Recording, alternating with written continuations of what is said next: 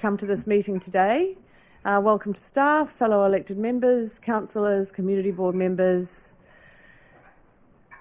My name's Janet Holborough. I'm the Deputy Mayor, and I'm chairing this meeting at short notice today as the Mayor has been called away on an urgent family matter. So with that, I will invite Councillor Coots to read the council blessing, if that's all right. All right, might be a bit rusty. Ia mātou e whiriwhiri ana e ngā taki, ke mua ia mātou aro e pono ana mātou ka kaha tonu ke te whakapau Mahara hawapai mō ngā hapori ia mahi ne mātoa. Me kaha hoki mātoa katoa kia whaihua kia tōtika tā mātou mahi a mā te maia, te tero whakamua me te heri kātaia, te araha I roto I te kotahitanga me te aroha. Kia ora, Councillor Coots. So we'll move on to item number 3, apologies. I'll first record the apology of the Mayor. We have an apology from Councillor Buswell. Any further apologies today? I'll ask for a mover for those apologies, please. Moved by Councillor Coots, seconded by Councillor Compton. All in favour say aye. Aye. That's carried. Do I have any declarations of interest relating to items on the agenda? So I'd just like to say that I have an involvement with the Mahara Gallery Trust Board, but that's as a council representative, and we have many such representative positions on council, so I will be participating today. Item numbers. Do I have any further declarations of interest? Members' business. First of all, item number 5, public speaking time for items relating to the agenda. I have Sue Emirali. Welcome, Sue.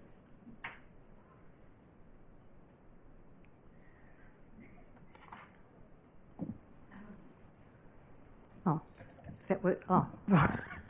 Oh, there we are. Sometimes I stick it up my nose and I've got it all over the place. And my new little friend here, which is making a difference. Wow. I've come along to speak about the town centre revocation or the town centres project and transport, and I'm focusing today on Paraparaumu because we've got issues in Waikanae and issues in Otaki as well, but they will follow on. The first thing is Paraparaumu. What we have going on is a fabulous town centre development. You're going to redirect everything out to Rimu Road, which I commend you for. We need a definite town centre, and that will be it. But unfortunately, the buses don't go there. The buses don't take people where they want to go. So we've got a huge missing link, and I've been lobbying Greater Wellington, who have a lot more problems in Wellington City than they have anywhere else. They admit that the bus stats, and I think Sean, if he's here, knows all the latest stats that back it up. They're blaming it on COVID, but it wasn't. It was the bus stats were falling rapidly long before COVID, and that's because the buses don't go anywhere near coastlands. They come out through coastlands, but they don't take people to coastlands or the library. And for those of you who remember back a couple of years, the bus stop across the road here from Council on Rimu Road, it used to be the most wonderful meeting spot for people.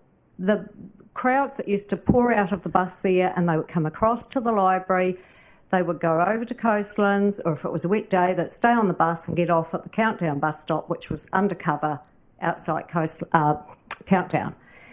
We don't have any of that anymore. The buses go straight to the railway station all day long, and for a lot of our population here in Kapiti, it's too far. Walking from the railway station across to the library, for example, it's just too far. A lot of people can't make it. Even walking from the railway station to Coastlands is a long way if you're elderly or you've got some sort of health issue. And conversely, at the other end of the day, we want to encourage commuters to use the buses because you get a monthly train pass, you get free use of the buses for either end. But that doesn't work for them either because in the mornings the buses run to time, there's no problem, it's wonderful. They get you up to the train, no problem. At the end of the day, you've done your day's work, you have an hour-long journey back to Paraparaumu on the train, you get off the train, you hop on a bus and you sit there for 10 minutes, up to 15 minutes before it can go because of the timetable. You then travel through an empty mall, onto Rimu Road, before you even start to get on Kapiti Road and head home. So what do people do? They choose to take a car. So one of the biggest impacts on a town centre is whether or not the public transport is fit for purpose. And the new buses are fantastic. They're little, those, I call them Chinese buses, but I do believe they're actually Irish. They're fabulous. They're small, they're light, and they zip around the area. And the drivers are great. There's not complaining about the service as such. It's just that Greater Wellington have narrow-mindedly decided that they all need to go to the railway station. Well, that was okay in the days when the trains were half hourly, but they're now every 20 minutes into Wellington and back out from Wellington. So that urgency to be at the railway station no longer exists.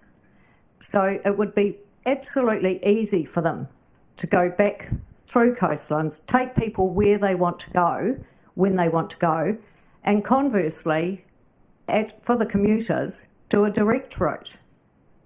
So that's, I mean, there is things to be changed within that because currently, though the bus company will tell you that every third bus or fourth bus or whatever does come over to the mall from the railway station. But for a lot of elderly people, getting on and off the bus is the difficult part. Sitting on it's no problem whatsoever, but getting on and off, and you don't know what bus is going to come over. So you might have to sit there for half an hour and wait for the bus that is coming to the mall. So we run fabulous programs where we want to have people who shouldn't be driving, not driving, and encourage them to use public transport. And then we say to them, well, sorry, we can't go, you can't go where you'd want to go. Thank you, Sue. Thank you. You're lucky. I don't think we set the timer today, so we've heard a fulsome presentation from you, but certainly very valuable. And your experience in this area is to be appreciated. Sean is here. He's sitting right up the other end, well out of eyesight. Up here with me in the Chief Executive's chair. So I don't know if he has a response for you during public speaking time responses. I do have one other matter before I get to that. But first of all, any questions from elected members? Me. Yes, Councillor Randall. Thank you, Deputy Mayor. Sue, so I have to ask you a question, but basically feedback from the community I represent have similar views, have feedback similar views. Now, what do you think? Do you have an alternative? What if the buses went down Rimu Road and turned into Coastlands and then to the railway station? Will that overcome your problem, or do you see further problems if that occurred? Well, that means that there has to be some redesign of the proposed. That means. Where's the thing? Oh, there. That means there has to be a redesign of the proposed upgrade to the old State Highway 1, because currently the buses can only access they're calling it a bus hub. It's not. It's a side of the road parking spot for the buses in the upgrade. So it's not really an upgrade at all, Bernie, because I don't know if any of you are aware, the waiting room for the buses is in the railway station on the northbound side. There's heat pumps, there's chairs, there's a nice waiting room.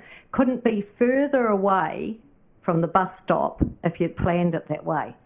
It's so far away that, you know, you can't read the numbers on the buses or anything.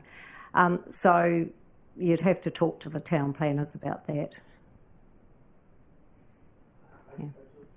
I just wondered if you had any comment or suggestion. You've identified the problem. Do you have a solution? That's all. Very least, and I hesitate to say it, but the very least is that all the buses go up to the railway station and then straight on to the mall. So that is one way of sort of mitigating the issue. But having said that, the log on and log off for those without a gold card is at the railway station. So what they do about that, what Greater Wellington do about that, I don't know, because in essence you'll be paying 2 fares to go to Coastlines. Okay, so any further questions, Councillor Randall? So we've allowed this discussion to happen today as we've got the regional land transport submission on our agenda. So I'd invite further questions from councillors, but questions that might help our staff in further shaping that submission at this point. And then I suggest we take this further conversation to a public forum in the future, or offline to a separate discussion, because strictly what we're moving into now is not an agenda item for today, and we have important matters to attend to this afternoon. So do I have any questions that would relate to what Sue's said today in terms of feeding into that submission that we have in our papers today? Councillor Coots I had first.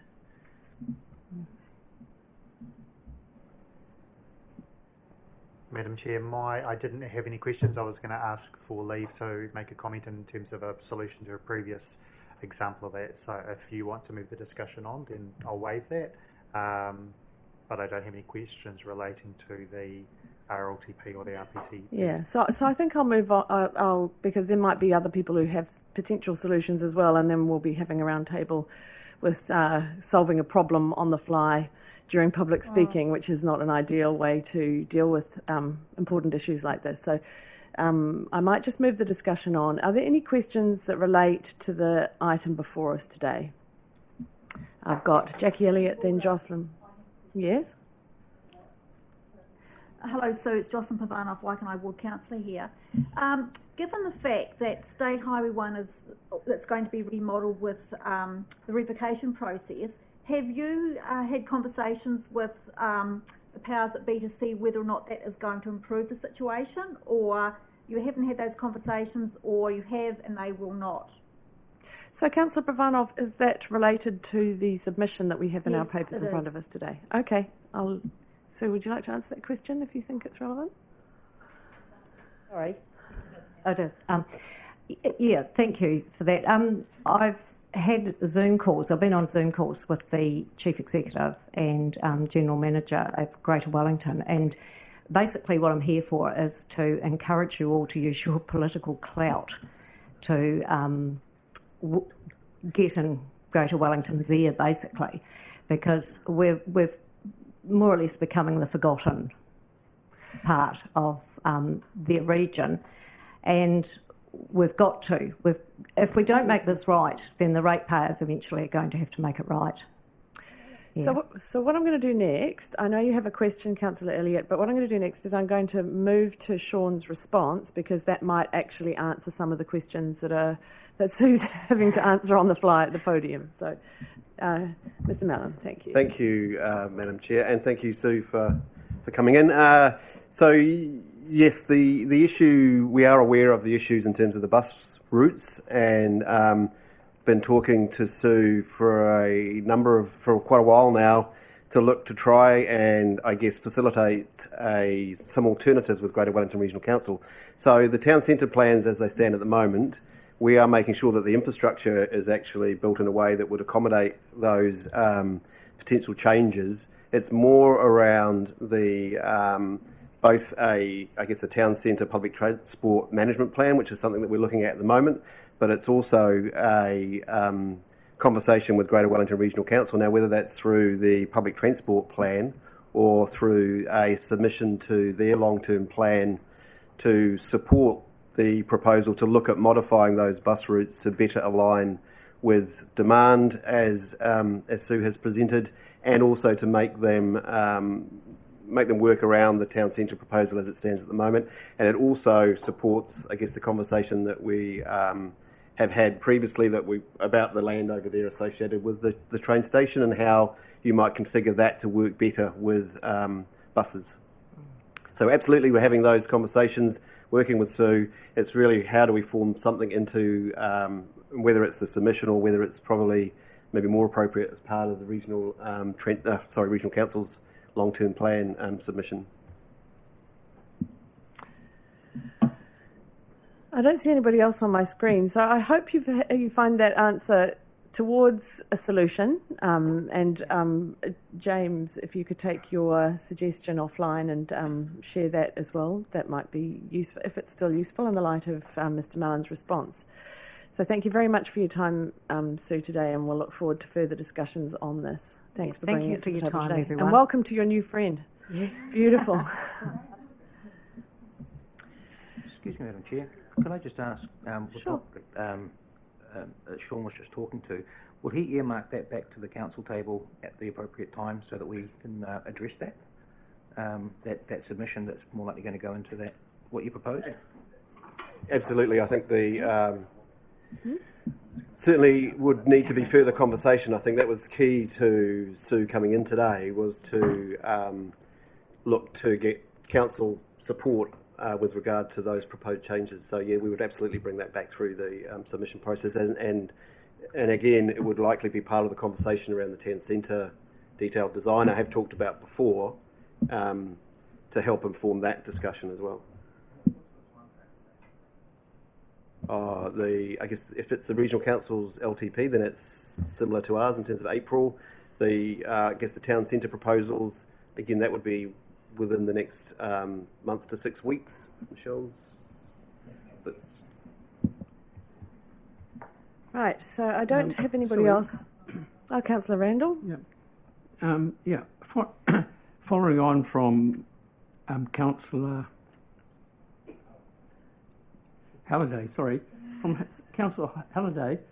Yeah, so Sean, can I just ask that the community board have already had some discussion, and can they be brought up to date and have continuous discussions with your team about, and we can make suggestions, the community board, about proposed changes for that area? That's a good suggestion. I'm sure that's possible. Yep. Okay. Thank you, Councillor Randall. So I don't have any other names on the public speaking list, but I have one other item that I'd like to bring to the table today. Recently, the community lost a much treasured member of the arts and wider community, Avenel McKinnon, and so I'd like to now read out a special message that came from the Mahara Gallery, and this does relate to the item which is next up on our agenda. We are very sad to acknowledge the loss of our dear friend and supporter, Avenel McKinnon. She was pivotal to the close relationship we've been privileged to share with the Field Collection Trust since 2000, when Avenel helped the new trust organise and catalogue its 24 artworks by Frances Hodgkins. With Celia Thompson and Peter Trim, she presented this special family collection to the world in an exhibition, and the first of 3 publications with Mahara Gallery, Frances Hodgkins, The Link with Kapiti, the Field Collection. The collection then toured around Aotearoa, New Zealand for 2 years and was ultimately offered to be permanently housed at Mahara Gallery, along with 20 other works. Since then, Avenel supported us with numerous further loans from her treasured private collection of Frances Hodgkins, whose work she adored. She also gave special talks, supported seminars, championed our fundraising efforts for the gallery redevelopment, and helped us to celebrate Hodgkins' 150th birthday anniversary in the gallery in 2019. Avalon McKinnon's huge love of Frances Hodgkins will be honoured in the planned new Field Collection store and Heritage Gallery, which we aim to start work on in September this year. We will miss her infectious enthusiasm, vitality, and warm generosity. We acknowledge the enormous loss to her family and the wider New Zealand art world. She enriched us all. Ngā mihi mahana. And that's signed Janet, Catherine and Tracy from the Mahara Gallery, but I'm sure they speak on behalf of the wider arts community, the rest of the people involved in Mahara, and the wider Kapiti and New Zealand community. Thank you. Just go back to my agenda. So that brings us... So we're still in members' business. I think we've had public speaking time response already from Mr. Mallon. We've already had leave of absence this morning. Has anybody since this morning decided to take a trip or leave us? And matters of an urgent nature, none have come to my attention. I'm afraid we'll have to do without the Mayor's report this afternoon until the next meeting of Council. And that brings us to item 8, reports. Mahara Gallery Redevelopment Project. And I'd like to welcome to the table Michelle Parnell, Infrastructure Program Delivery Manager, and Darren Grant, Acting Group Manager, Place and Space. Welcome.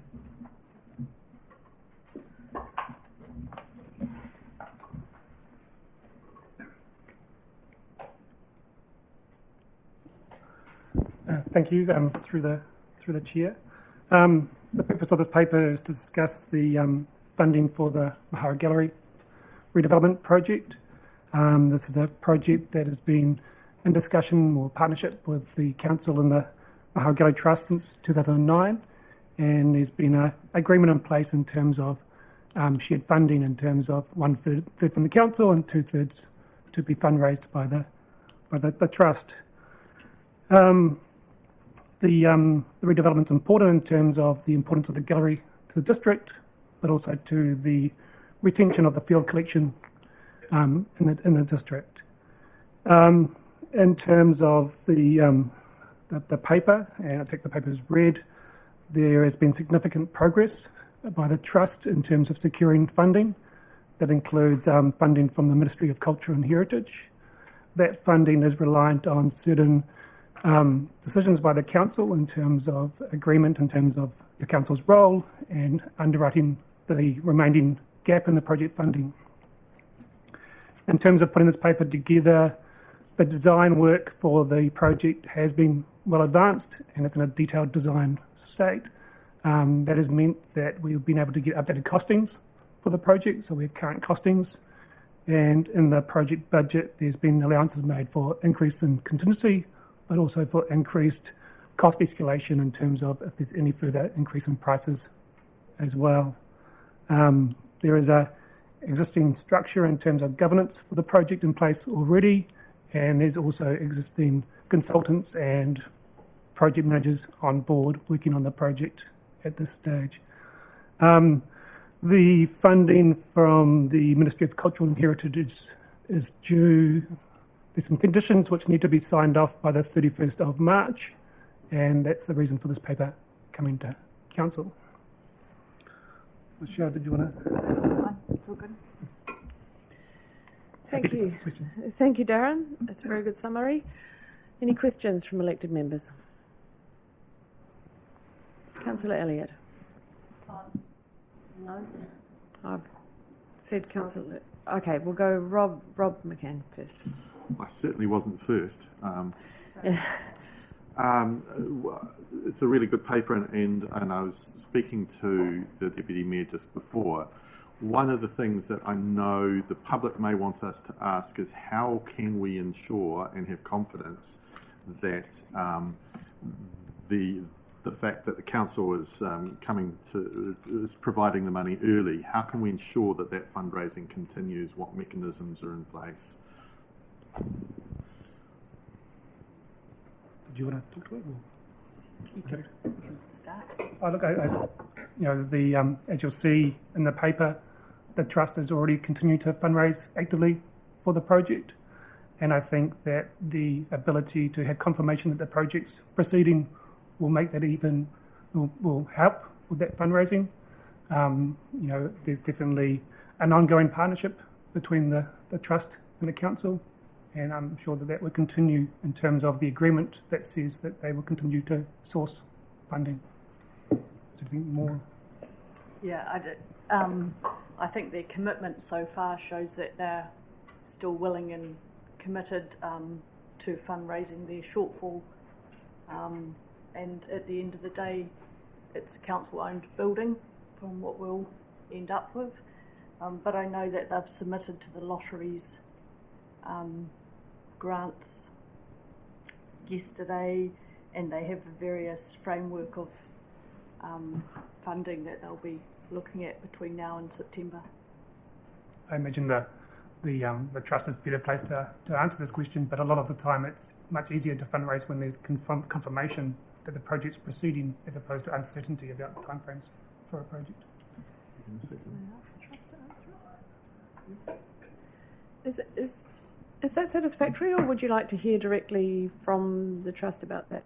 I think because we've got to agree to advance this, it would be really good to make sure that we do have a clear understanding. Also note the acting CE is looking like he's trying to speak. Thank you. Through the chair, I was actually going to suggest that might be an option, but also there isn't a formal mechanism within the proposal that we would lock that in terms of a process, but it was more around whether the trust wanted to talk to. I know they presented previously on how well they'd done with their fundraising and what other mechanisms they had in place for further fundraising. Yeah, would somebody from the trust, just one person? Yep. This is the chair of the trust, Gordon Schroff. Thank you, Mayor. Very briefly, conscious you've got a lot on your plate. As I said when I had the privilege of briefing you 3 weeks ago now, I'm not sure whether Councillor Rob was here or not, but the council was very cunning when we embarked on this project by giving us the responsibility to raise 2/3 of the funding and the council 1/3. And I think our track record to date shows that we've been pretty effective in that. We've pulled every lever and worked every angle. But for the balance, which is about 600,000, we've taken professional advice, and the professional advice, by the way, from a professional who's been involved in fundraising in Kapiti in the past. Professional advice is that when we've got the assurance of about 90% or over 90% of the funding, it becomes much easier to tap specific and targeted individuals and organisations and say, listen, this will help us. We're going. It's not a far distant project. It's something which is real and where the construction's about to begin. That makes it actually easier to get commitments from people to fund. And we're pretty confident on the strength of our fundraising strategy, which we're still finalising, that we can raise that sort of money. There's certainly no doubt whatsoever about the commitment on my part and the members of the board and staff to continue that process. And I think as was remarked on to date, our success to date should give you some fair confidence that we can carry through on our undertakings. Thank you, Gordon. Can I just respond? Sure. Thank you very much for that. And it isn't a question. The chair's allowing me some latitude as she's discovering. I just want to say thank you very much for the answer. I think it's our responsibility as councillors to make sure we have that answer, and it gives me great comfort hearing that from you, because my real world experience is when I give my children the pocket money in advance, the job doesn't get done. But I realise this is an entirely different situation. Thank you very much. Thank you, Councillor McCann. Who have we got next? Jackie. No. That green light just keeps popping on. Councillor Compton. Thank you. Through the chair, just to confirm my understanding of how this underwrite would work, this basically enables them to start construction, and then they essentially can keep raising the funds as construction goes, and even if construction finishes and they still haven't raised the funds, they can keep still raising that. It's just us basically ensuring that this project gets going and gets shovels on the ground. So, and as you said before, we own the building, so it is an investment in our own space. The other, yes, and I think the other key thing is that this releases the money from the cultural and heritage side of. Councillor Elliott. I have one now. And my question is, so construction is starting and that would be preceded by deconstruction. So the gallery to have another space to carry out activity and to store whatever they need to have stored in the meantime while this project is underway? I just know we're a bit short of public space around there. Yeah, and I'm afraid I can't answer that, as Janet Bailey will be looking after that side of things. But I'm sure she's got it all in hand. I think we're seeing a nod there from the second row of the public gallery. Any further questions, Councillor Coots? Thank you, Madam Chair. I think I know the answer to the question, but I just want to check as well. And before I start, just say I think it's a fantastic project. Number 17, the second bullet point down on page 7, refers to the contingency sum, and I note that there was a lesser amount of contingency provided by the ministry. Is any of that contingency council money out of the money that we're looking at contributing? Yes, it is. All right, so if the contingency isn't spent, there's a possibility that some of that funding may come back to council? Correct. Excellent. Yeah. Okay. The second one is actually not relating to the report itself, Madam Chair. I was out of the room when the report was introduced, just talking to Sue Morale. And although I know this might be seen as a bit of a stretch, I obviously own a retail business in Mahara Place, and I think previously I have declared a conflict of interest in relating to this matter as a perceived conflict. And so more so for the protection of my own self and reputation, I'll abstain from voting. So I didn't declare it at the start, possibly should have, but it's certainly not in any way a lack of support for the project. It's just being careful, and I think there's support around the table for the project as it stands. So. Thank you. So that's your call. So I'll ask that we record that declaration belatedly. Councillor Pravanov. Thank you, Mrs. Chair. So as everyone here is probably aware, that I've been on the community board, Waikanae Community Board, for a very long time, and so this, it's been a really long project, but it's really, really pleasing to see that it is now very near the end. And I suppose by having that very, very long in-term involvement, I probably have a little bit more knowledge about what has gone on in the background. And so in relation to that, I have a couple of questions which are relating to the financial side of stuff, and I just would like these noted, for maybe an offline conversation. And the first one relates to bullet point 16. Which says that the Waikanae Community Board has pledged $2,054,000 in 2018-19. I think it's actually slightly less than that, but that's a conversation that I've already spoken to the council staff about that. We can have that later on. Plus, I do have a question. How much of that money that has been pledged has already been spent? And how does that relate to the table that's on or either of the tables on page 8? So as part of the project, there's been work undertaken to date to get to the stage we're at now. This will include design work and all those sorts of things, and this money's been used for that part of the process, so the full amount. I didn't actually hear the figure. Did you provide a figure? Yeah, so to date, we have spent $369,000 on this project. $254,000 of that has come from the community board grant. So what you're saying is all the money from the Waikanae Capital Improvement Fund has been spent? Correct. Okay, it's interesting. So the other question, so where does that fit on the table on page 8? It's page 8. Oh. item 8. So the 254 is not included in this cost, because this is the cost from the whole project from this year, including the difference between 369 and 254 is included in the professional fees design phase that we've committed on the project. Is that clear? Is that satisfactory, Councillor Bravano?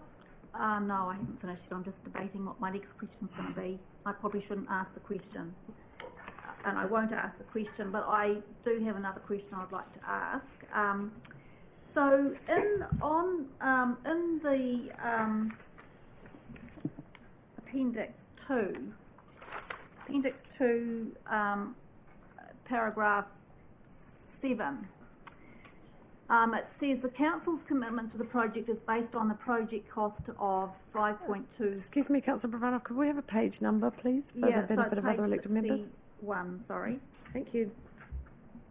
The council's commitment to this project is based on a project cost of 5.205 million. The Waikanae Community Board's contribution of 250,000, which is different from the figure I mentioned before, is included in the sum. Now, I have a letter that was provided to me by council staff dated 2013 that states, I refer to your letter, blah, blah, blah, which states clearly the council's contribution and the Waikanae Community Board's commitment are two separate amounts. So it's my understanding that the Waikanae Community Capital Grants Funds has actually been wrapped up into the council contribution rather than being kept out separately, which meant basically there's a $250,000 shortfall from what was initially planned, or what is based on what this letter's saying.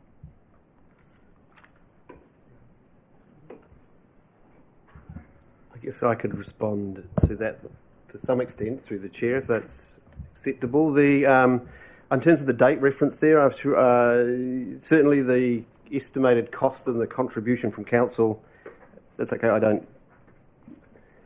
has moved on significantly from 2013, and I think at that point in time the council contribution was potentially 1.196 million, whereas today we have in front of us, I think, a resolution that recommends 2 million, I think, in terms of the total contribution.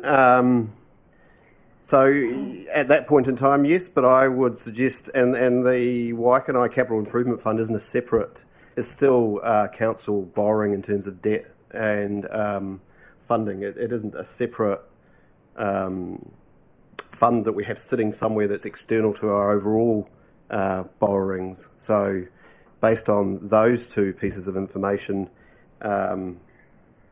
you were correct in terms of that money is now part of the overall project cost and has been contributed, but the overall project has certainly moved forward from that point in time in terms of overall cost. So council are making a much greater contribution to the whole.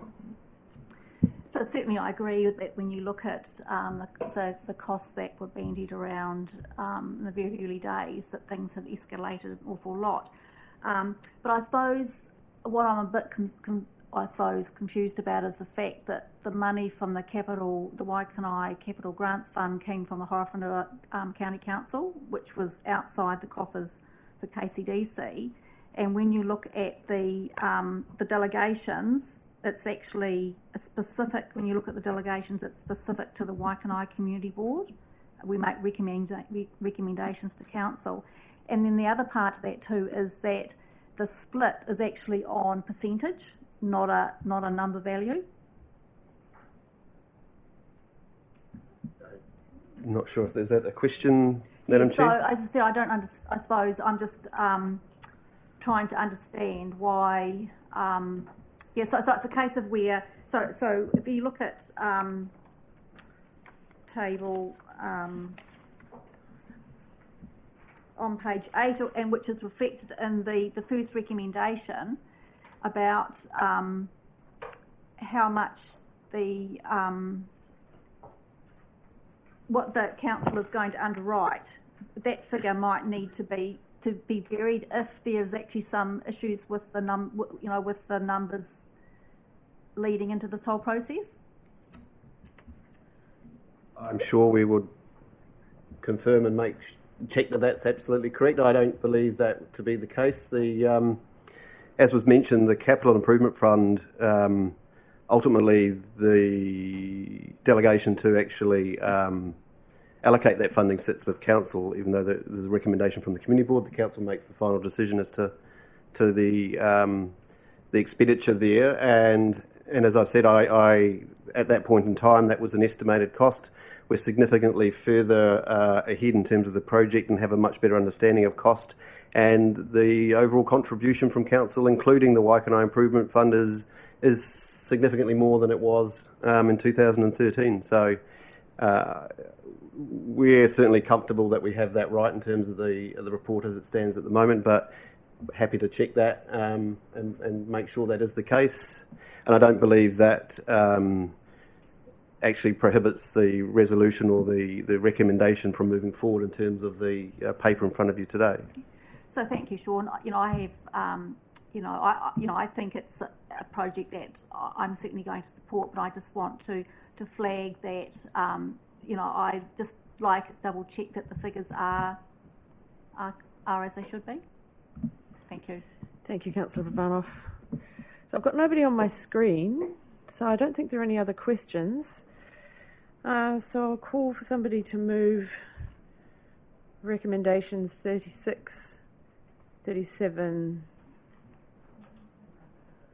and one of those numbers is incorrect. I believe it's 37.1, 37.2, 37.3, 37.4 and 37.5 on page 11 of Councillors' agendas. Do I have a mover? Moved by Councillor Ivanoff, seconded by Councillor Elliott. Right of introduction, Councillor Ivanoff. Thank you, Madam Chair.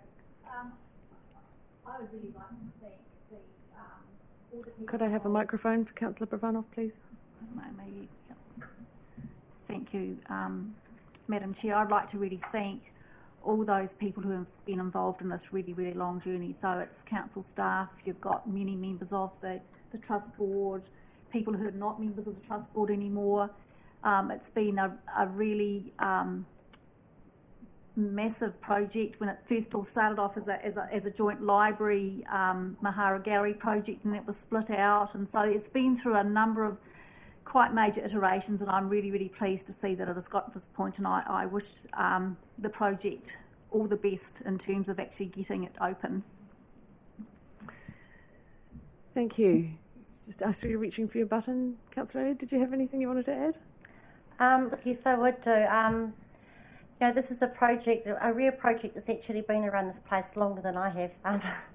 And congratulations, all of you. You've done a really great job in bringing it all this way here. It's been a long journey, and I have to admit, in the beginning days, I didn't really support this upgrade. And I would like to say I've absolutely changed my mind. I'm really excited by it, and I'm really wishing you all well. And thank you for bringing so much to our community and our arts community. Thank you. And also thank you, Councillor Holbrook, for your role you've played in this too. Councillor McCann. Look, I'd like to thank everyone who's been working on this diligently for so long. I think there's a real importance that I think this council understands that that things like the arts are particularly important to the spirit and the well-being of our community, and that they also bring in a certain economic reward as well. And I'm very disappointed that Councillor Coates has ruled himself out of voting, because he brought in an absolute stunning piece of art today that was a piece of cake, and I'm sure that he would have also liked to have voted for something where the groundwork has been absolutely fabulous. And I know these projects are so fraught to get from the start to the finish, and we're not anywhere near the finish line, but this is certainly a point of no return if we do vote yes. So I will certainly be supporting this. Any further comments today? I'll just say just a few words before I call for a vote. I'd just like to tautoko what's been said already and thank everybody who's been involved in this project, and the people sitting in this room today are the tip of the iceberg. There's just been so many people involved over so many years, and it's just wonderful to get to this point today. And so with that, I will put those motions, 36 and 37. All in favour, please say aye. Aye. Against? That's carried. Thank you. Congratulations.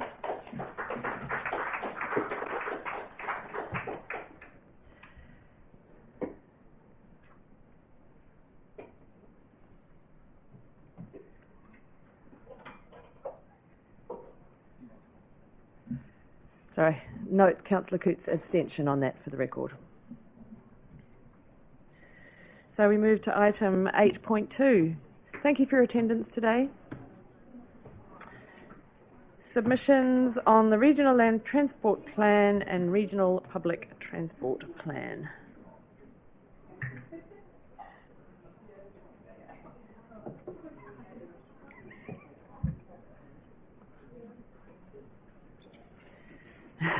We'll just wait for them. We'll wait for the room to settle a little. We're all just a bit overexcited. Yeah. What's going on, Mr. Kids?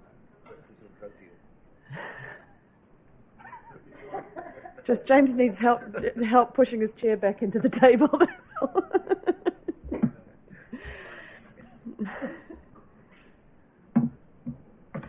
Welcome, Suzanne Rushmere and Glenn O'Connor. For item 8.2, the submission on the Regional Land Transport Plan to 2021. Could I call the room to some quiet, please, for the presentation of this report? Thank you.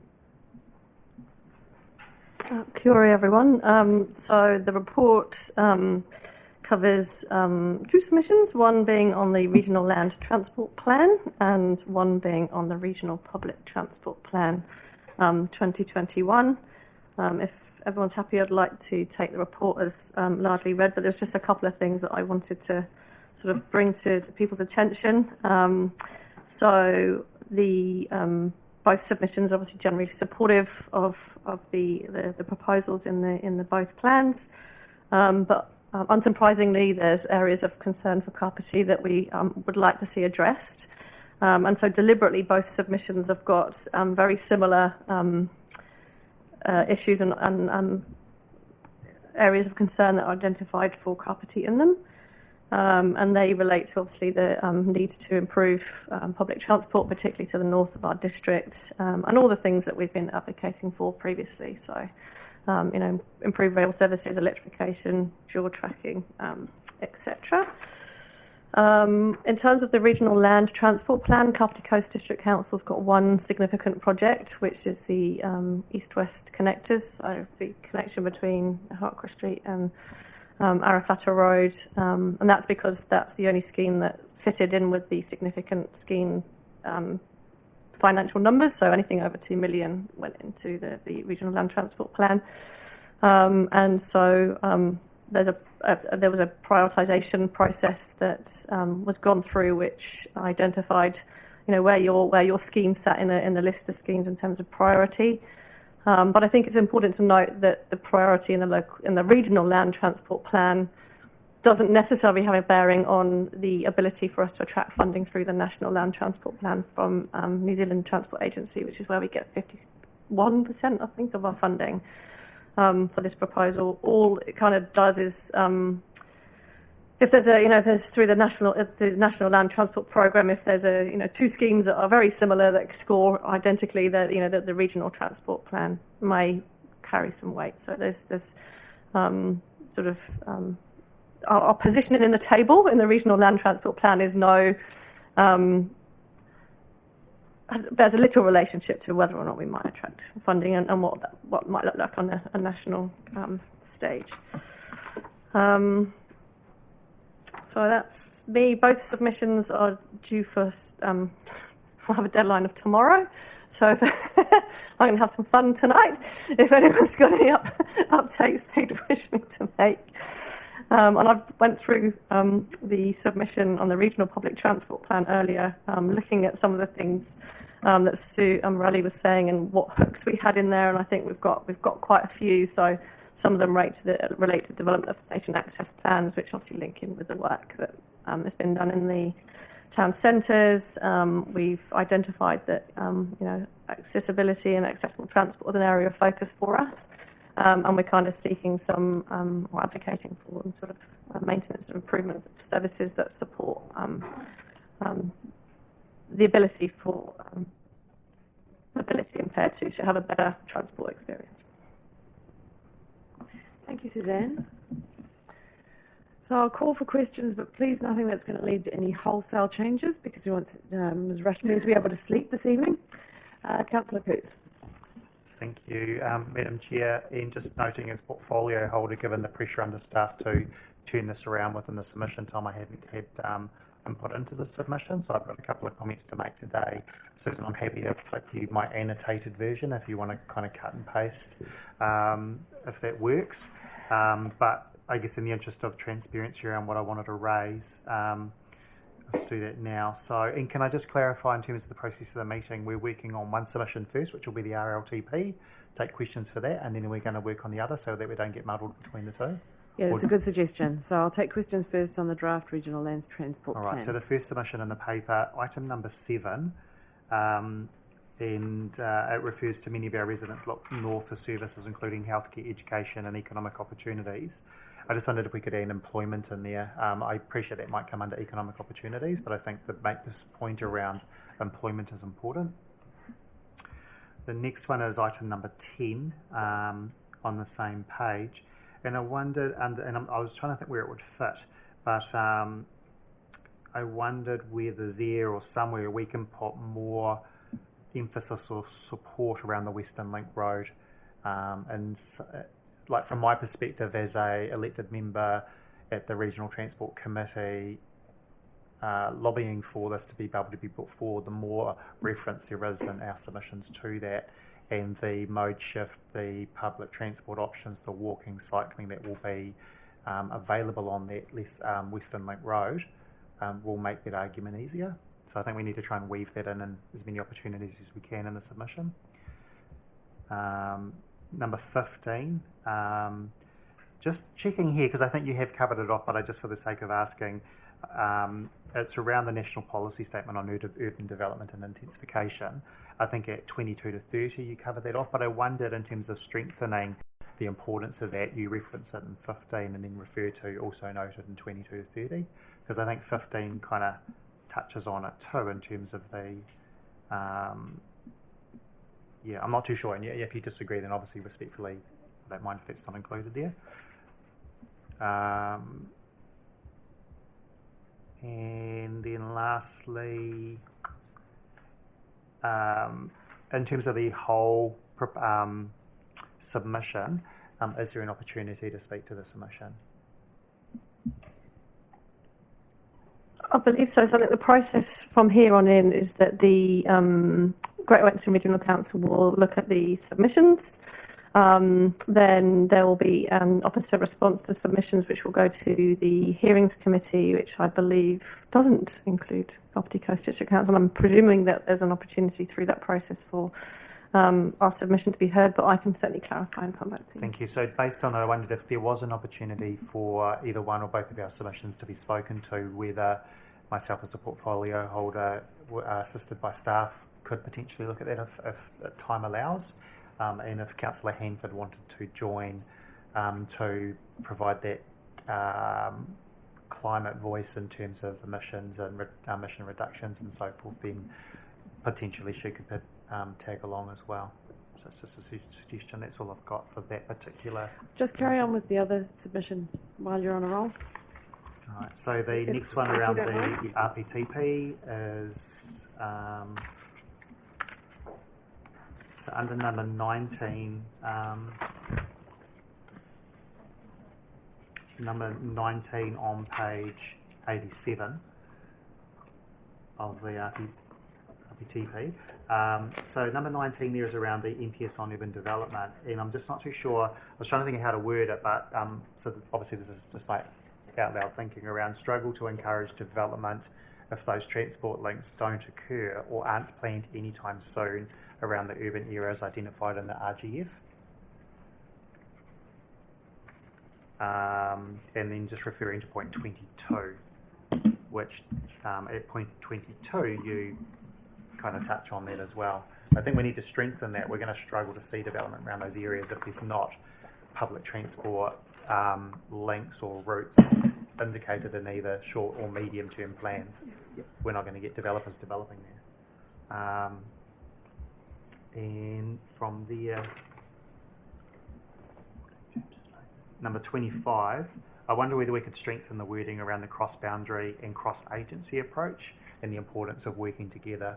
The best example of that, to provide some context, was when we have worked together over the rail solution, which I was involved in with the Working Party, and that was when basically any parochialism was removed, and we had NZTA, Kiwi Rail, Horizons, GW all in the meeting. And I don't think we need to get to that level of detail, but encourage that kind of broader thinking and more collaboration and the removal of restrictions over boundaries and budgets and so forth. And under 27, I don't even understand my own note. And then comments on growth and public transport provision. And then, so it says we would welcome close partnership working with Greater Wellington. And I was trying to think how to word it. Rather than close partnership, I wondered whether it was closer, and I had the words there, and more engagement, because I think in offline discussions we've had instances where they haven't even engaged with us, even at a staffing level. So I think we need to strengthen that around not only close, but closer, and more in terms of engagement around what they're planning to do. And then 1.3 on page 88. This was a tough one. It refers to Let's Get Welly Moving. I don't want to kind of get the knife into this too much. We've all seen the publicity about the performance or lack thereof of Let's Get Welly Moving. So my notes here is just concerns around Let's Get Welly Moving, and together with those concerns, the benefits to the region, which to date have yet to be strongly identified. So I'll probably leave that to you, Susan, just in terms of to work some sort of wording around that together without being too snarky around Let's Get Welly Moving. But we refer to it, and I think given how poorly that process is, I mean, to be fair, it's been under review, we need to probably just note some concerns around that and what the benefits actually are to Kapiti. I've raised that point myself personally in the RTC meeting and in the Let's Get Welly Moving briefings. Almost there, team. Number 2.4, again, if we could strengthen the language around affordability and the low deprivation areas. And I think from memory there was an example where Wairarapa had a subsidy and we didn't, and I think we argued for that and might have got that subsidy back for Otaki as an example. Maybe we just want to check into that, but certainly some stronger wording around affordability. Because the interesting one is in terms of encouraging that mode shift, if people can't afford to actually use it, becomes a barrier. 5.6 on page 92. I'm not too sure your thoughts around this one, but it was some language around longer term parking options. Obviously got particularly Otaki because that's my area, but if we're trying to encourage more mode shift and intensification, then people travelling from say Otaki Beach to the railway station, if we're looking 5-10 years out, if they haven't done any forward planning around parking, then that car park could be to capacity, and then what are the options around that, whether it's park and ride and so forth. And I think the last one, okay, so I've had some general comments, I don't know where they fit. So one was around commenting on reliability, and so I think they've generally been trying to improve the network, but the strength of public transport, the cornerstone of it is built on reliability. The more reliable the network and the more affordable it is, the more people are likely to use it. And obviously we all know that the network's been plagued with issues over recent years, and many people choose not to use it because of the risk of a train being, delayed. The other one is around supporting, and it's a shame Councillor Buswell isn't here. There's been comments before around supporting major events, economic development, for example. We've got Greater Wellington funding, Wellington NZ. We have some major events out here, but when we raise it with GW around whether they would put an extra bus on or some sort of transport option, which in turn would reduce emissions, they're not interested. So I wondered whether we could do something around that. And that's all from me. Apologies for the length, team, but obviously if I'd been involved and had time to, it's not a criticism of the staff, I would have covered that stuff earlier. It's completely appropriate as Transport Portfolio Holder that you would have a number of questions and comments on this particular item. So next I have Councillor Elliott. Thank you. Not quite such a list, James. However, just a couple of issues, and you've just reminded me of one there on parking at Otaki Railway Station. Is this an opportunity to put in a bit of a flag up for the lights at the Otaki Railway Station car park to be hurried along? I'll leave it up to you, and I know we've discussed it in the last few weeks, but it is a real issue there, especially with a new licensed liquor venue opening potentially right there. Oh, that's fine. So Greater Wellington don't own that. That car park is leased by us. So and we have made an allowance for lighting in there as part of the revocation process. So, but that is probably another 2 years away. Yeah, I was hoping to get it brought forward for obvious reasons. But we'll certainly add a few comments around our station access plans, including things such as lighting. It's not always about the physical mechanism, it's getting there, it's feeling comfortable when you get to where you're going. That's right.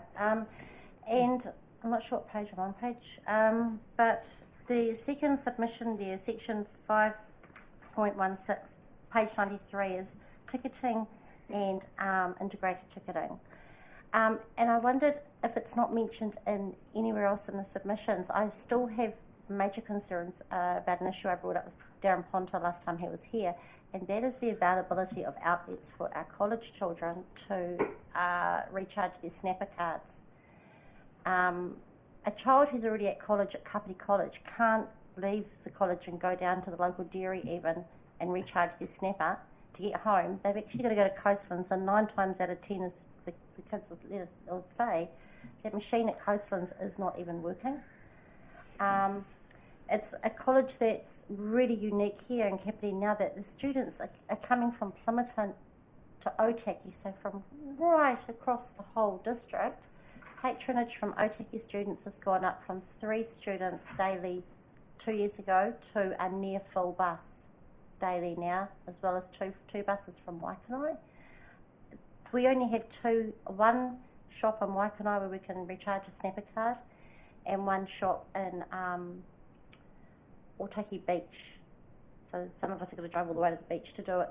But the point is that there are service stations everywhere with FBOS machines that could be snapper card friendly.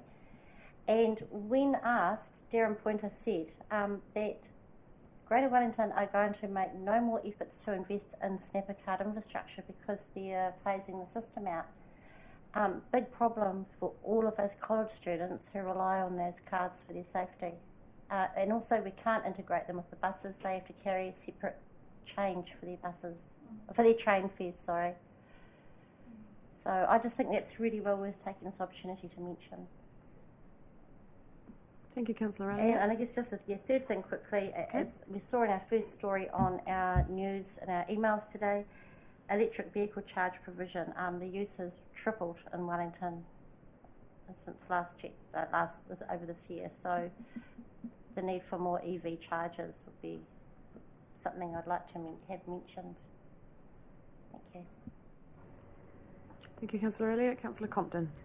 Thank you. Through the chair, just building on the point that Councillor Coots made about Otaki and people going north for employment, it's also in terms of access to things like legal services, court and all that stuff. So emphasising, I guess, the overlapping central government districts that actually mean that Aotaki is in that weird situation where it's, for some stuff it comes south to us and other stuff it goes north. And it goes beyond just healthcare, education and jobs. There's a whole lot of other things, even financial access to a lot of the banks and stuff is increasingly, they are forced to go up to live into it rather than coming down here. So it's painting that full picture that you can't just view Aotaki as being the northern terminus. It's part of a longer public transport corridor that needs to have coordinated investment from both Greater Wellington and Horizons, but obviously central government as well. So, and then obviously I'll come back around to the public transport one when we get to that.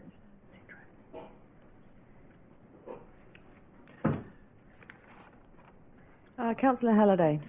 Through you, Madam Chair, and I might be right or wrong in bringing this one up here, but look, I just wanted to note, and thank you to Councillor Coots for covering all sorts of bases there, but the linkage that we're talking about, it would be nice, well, not nice, but I think it's important to note, and I haven't seen it anywhere here, how important that clean linkages from Aotaki, if you like, and other areas in Wellington through to Wellington Airport, if you like, because of the growth that's being the growth that's being looked at up here.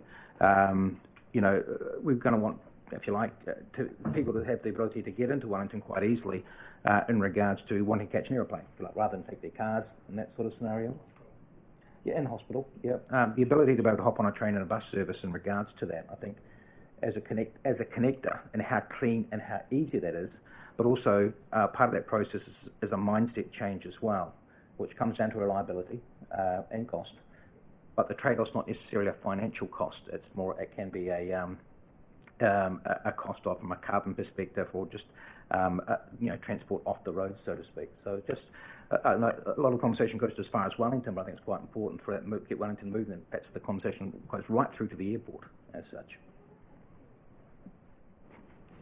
Would I be able to make a response from you? Yeah, sure. Just in terms of what you just said about those end-to-end journeys, so I've got a bit about that in the regional public transport plan, so I'll look at probably trying to strengthen that paragraph around those end-to-end user journeys. Yeah, sure. Councillor Coots is going to absolutely agree with you. I would say that as one of the actions out of the Let's Get Welly Moving plan. So they would, in some ways, would argue that as the benefits to the region in terms of making it easier access for us. What we would argue is whether we're going to see it anytime soon, but I think it's a valid point. Thank you, Councillor Coots. Councillor Pravanov. Thank you. So I did write down some points, various paragraphs and things, but what I'm just going to really do is just talk generally. So there's two things that I wanted to mention. One is about the connectivity, particularly along, between the beach communities. And I suppose the classic point is my daughter, she can't drive yet, and she stoically often catches a bus, then a train, then a bus to go to her friends' places down here. And that's the only alternative that she has. And in terms of taking up on Councillor Coots' point, using the expressway, for bus routes, would be, I think, would be really good, and not only for the general public, but also for school bus routes, because they also trundle all the way up to the main road. And in Waikanae, there's about 3 different routes they use because there's so many school children who take the buses, and one going directly from Waikanae Beach to Paraparaumu College or Kapiti would be, I think, really quite useful. In terms of reading the one of the submissions, there's quite a lot of emphasis on connecting with train stations, and I agree that is important. But also, as was highlighted today, there's people who want to travel around our area, and it's about figuring out where the best routes are so that people can utilise what is actually a really good system, but there's just little things that turn people off from using them. The other thing too, certainly I think there's probably 1 or 2 places where maybe the wording could be slightly stronger in terms of, I had to you saw me rush out then, I had to do something. I've lost the point that I was going to make about you're just firming up, taking more of I suppose more of a proactive approach in some of the places in terms of the wording. And then the other point I just wanted to follow up on was Councillor Elliott's. So as I said, my daughter, she's year 17, year 16, year 13, and so I know in Waikanae the only place where they can do their snapper card is over the railway line. You can't do it on the buses. But saying that, there is the app. There is an app on your phone that you can use, but initially not all phones are actually able to do that. So it's something that it needs to be made as easy as it can for people. And then when they came and spoke to us, they talked about an integrated system that could potentially nationally be used. But I think in the interim, they've got to find a solution that can actually to make it easier for people to use it. And then on top of that, so you've got a monthly train pass, and if you take a bus then that is free. But, certainly with COVID, there's a lot more people who are only working part-time in Wellington, and so they're not going to be buying a monthly train pass. So I think in terms of encouraging, finding a way so that those people who actually might go on there 2 or 3 times a week can actually have free transport as well. Because that will then, there's a lot of benefits there. And it's about that general, and I think some of those things there sort of make it easier for people to have that modal mind change, which is really what we're wanting to happen. But it's got to be there for them to be able to do it, because, once you've gone into town, because going into town, it's an hour and a half travel one way. Times 2, which is 3 hours, and that's a long time to be travelling, and people want to make it as short as they can. So yeah, that's my bit. Thank you. Any further questions? So okay. So I let James carry on, and I thought we'd just continue doing both. But do we have any further comments on the next submission? Councillor Compton. Through the chair, one thing I've sort of picked up was there's no specific call out in the submission about the area around Paraparumu Station, which I know we've kept going to GWRC about them purchasing the land that's potentially available there to sort of expand the station's footprint, and that. So I think that's one thing that could be quite useful to just keep flagging in there as something for them to look at. I mean, there was just the news last week that Auckland has a completely different scale with the city rail link, but they're actually looking at how you can use station developments to provide more commercial and retail and accommodation space as well. So just, I guess, making sure we keep that on their radar as well, even if they've indicated they're not interested at this point. I think it's important to just keep that pressure on, especially when they're looking at new station improvements in Waikanae as well. Thank you. Is there any response to that required, Councillor Compton? No. Noted. Any other questions on either report? In that case, I'll be looking for a mover. Happy to move. Moved by the transport portfolio holder. Can I suggest that we add an S to the end of the word submission, as there's more than one? Do I have a seconder? Councillor Randall.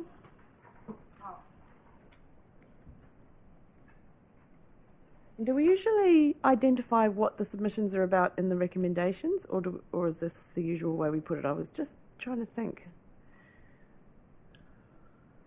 So that, probably should.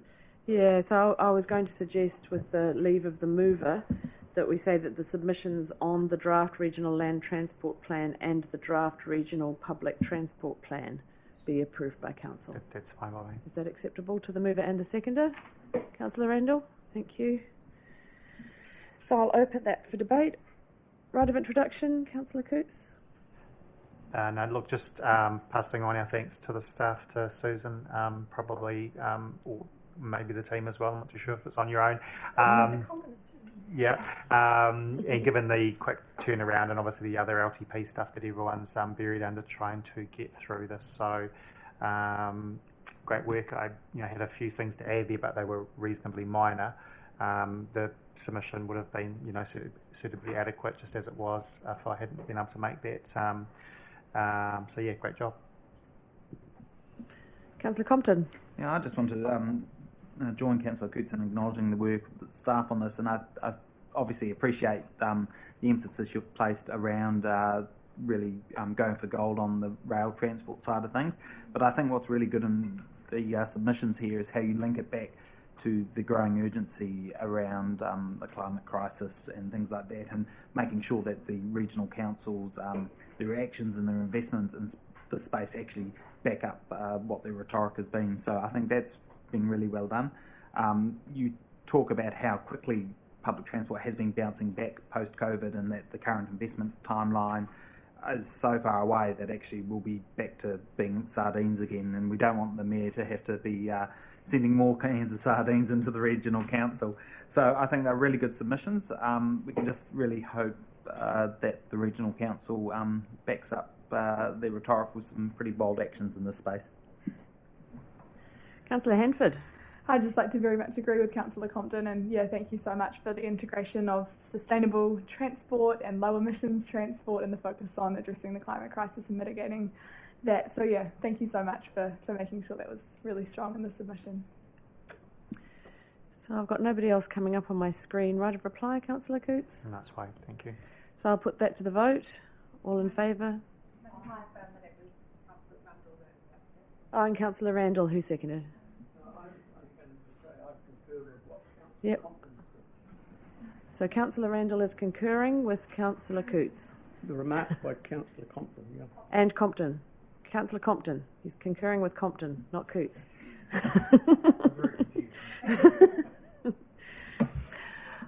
So moved by Councillor Coots, seconded by Councillor Randall. I'll put that to the vote now. All those in favour, please say aye. Aye. Against. That's carried. Congratulations and thank you. Yeah.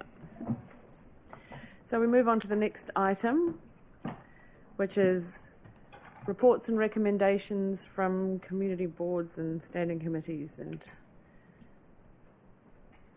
other gatherings that have happened recently. Go on, Tanika. We can do it.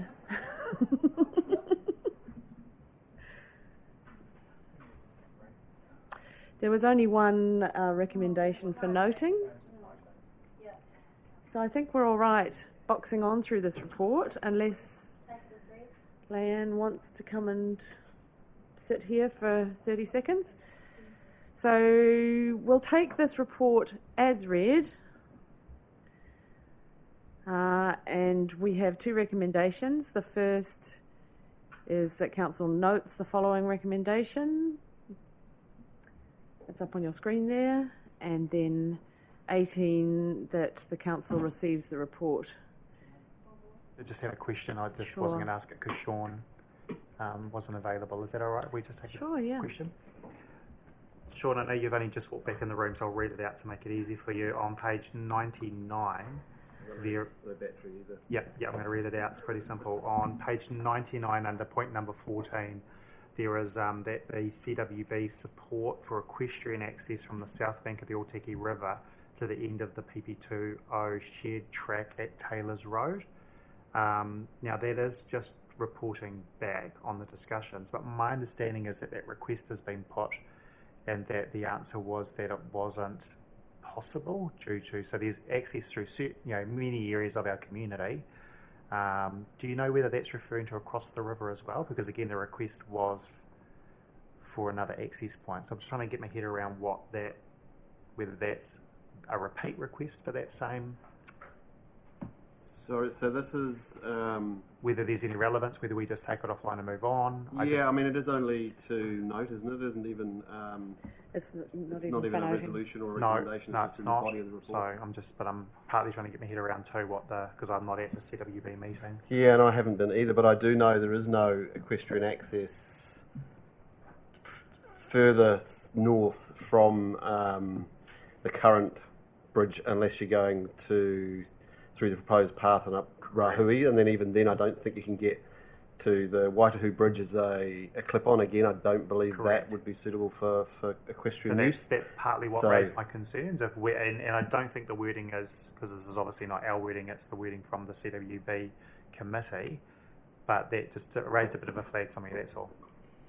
Yeah, so that's, I guess, noted, and that's my response to those particular issues. But with regard to that item, I think it's in there as a record of what occurred at that meeting, and I wasn't at the meeting, so. So who's the representative on that group? Angela. And myself. So are you able to report back that, I'm Jocelyn? just looking at.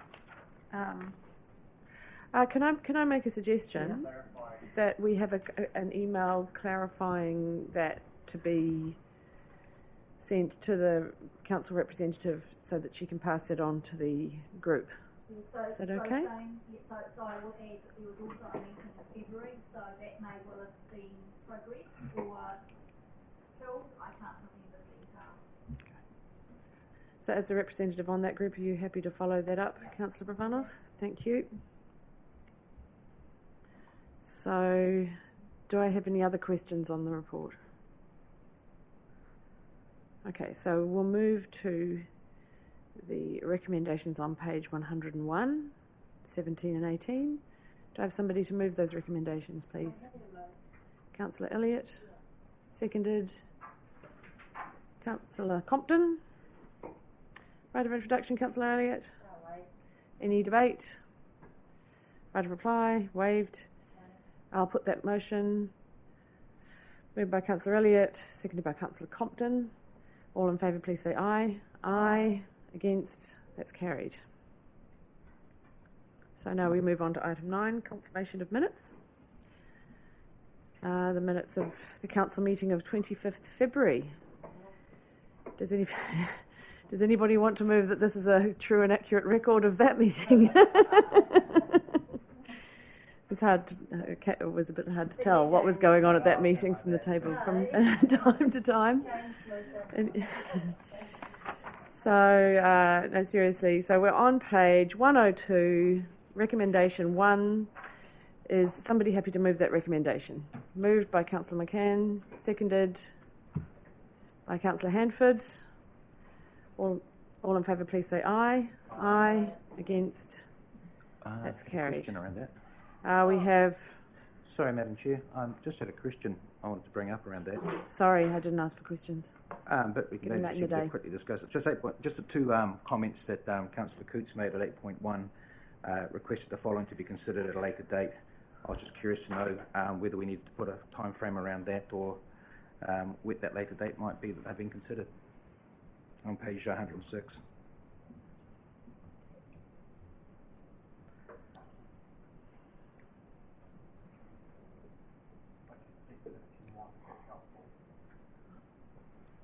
Just let me find it.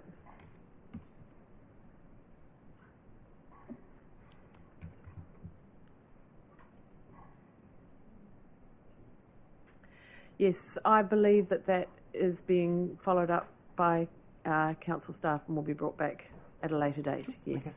Okay. Thank you.